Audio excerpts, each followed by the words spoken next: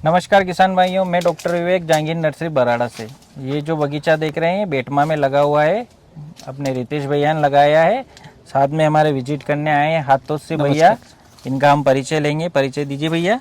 मेरा नाम राहुल चौधरी और किसान क्लब इंडिया प्राइवेट लिमिटेड के नाम से हाथोद में हमारी शॉप है। अच्छा, ठीक। किसान क्लब से भैया आए हैं, तो इन्हीं से रिलेटेड हम आपको कुछ जानकारी पूछेंगे ताकि आपको फ़ायदा हो। जो ये बगीचा आप देख पा रहे हैं भैया ने लगाया है, हमारा अभी मेन फोकस सिर्फ बीमारियां नहीं आए, उसके लिए हम रूट सिस्टम पे काम कर रहे हैं। ज़मीन के जैविक कार्बन बढ़े, वो पौधा अच्छे से न्यूट्रिशन ले और जड़ों का अच्छा विकास हो।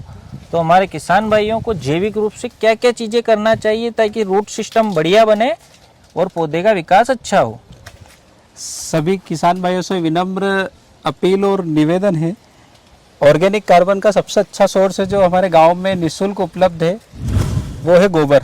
बिल्कुल। और हमारे किसानों को अभी तक जो प्रैक्टिस में रहा है, वो गोबर को 1 बीघे में 2 से 3 ट्राली डालते हैं, तो इतना गोबर मिलता नहीं है, तो उसके चक्कर में कहीं ना कहीं किसान रासायनिक खाद पे ज़्यादा जाता है। बिल्कुल।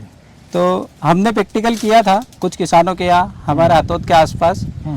एक ट्राली को अगर हम उसमें बैक्टीरिया डाल के पकाएं और उस एक ट्राली को हमें सुपर जो किसान डालते थे उसको हमने बंद करवाया, और वही सुपर के हिसाब से 1 बीघे में 8 से 10 बोरी सुपर वाली उसको भर के हमने उसमें ट्राइकोडर्मा, पीएसबी, माइकोराइजा, ये बैक्टीरिया हमने अलग अलग कंपनी का अलग अलग डोज रहता है, 1 किलो से 2 किलो प्रति एकड़ के हिसाब से ये जाता है।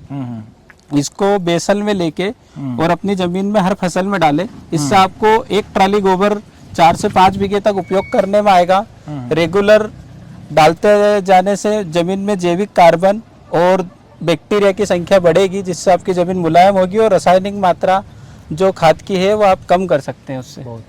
भैया ने किसान भाइयों बहुत ही बेहतरीन और बहुत बढ़िया जानकारी दी है। अगर हम चाहते हैं कि हमारे बगीचे में बीमारी नहीं आए, वायरस नहीं आए, तो पौधे की इम्यूनिटी बढ़ाना ज़रूरी है। और पौधे की इम्यूनिटी बढ़ाने के लिए जड़ों का विकास हो और जो हम चीज़ें दे रहे हैं वो पौधा पर्याप्त मात्रा में ले, तो उसमें बैक्टीरिया का अहम रोल होता है। उसी के बारे में और डिटेल जानेंगे, किस प्रकार से बैक्टीरिया पौधे को न्यूट्रिशन देते हैं। जैसे सर हमने खाद डाला, रासायनिक खाद डाला या जैविक खाद डाला, तो जो डालते हैं वो पूरा पौधे को मिलता नहीं है। बिल्कुल। तो उसकी इफिकेसी बढ़ाने के लिए क्या 30 से 35% ही पौधा ले पाता है। हाँ। तो हमें ज़्यादा से ज़्यादा उसको देने के लिए जो बैक्टीरिया होता है, जैसे phosphorus solubilizing bacteria, potash solubilizing bacteria, rhizobium, तो ये बैक्टीरिया हम गोबर में, और वैसे ड्रीप अगर हो तो आजकल लिक्विड में भी आते हैं कुछ कंपनी के, जो हम बाद में दे सकते हैं।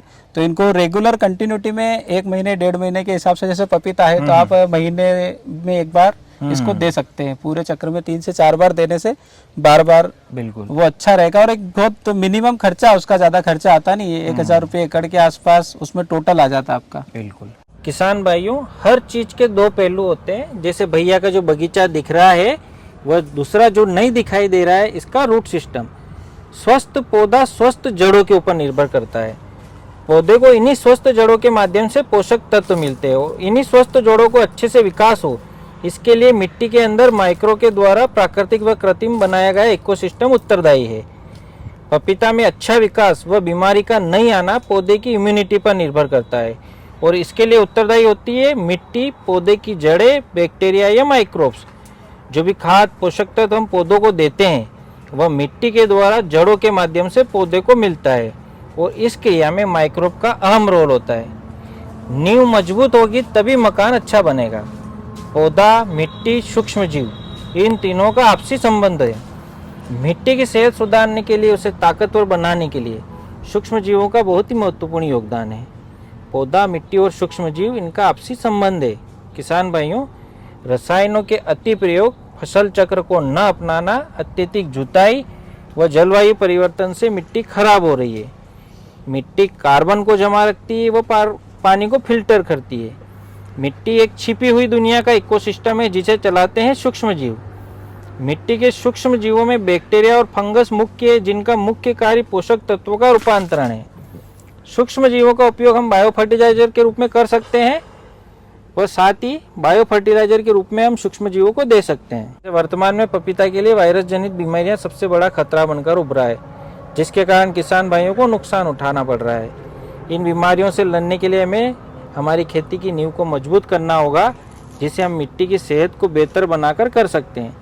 मिट्टी की सेहत को बेहतर बनाने के लिए सूक्ष्म जीवों का महत्वपूर्ण रोल है, जिसे हम निम्न उपायों से बढ़ा सकते हैं, जैसे जैविक खाद, हरी खाद, माइक्रोबियल उत्पाद, लाभदायक बैक्टीरिया, फसल चक्र, रसायनों का सीमित प्रयोग, कम जुताई, बायोडाइवर्सिटी को अपनाकर, मल्चिंग व जीवित जड़ों को बढ़ाकर।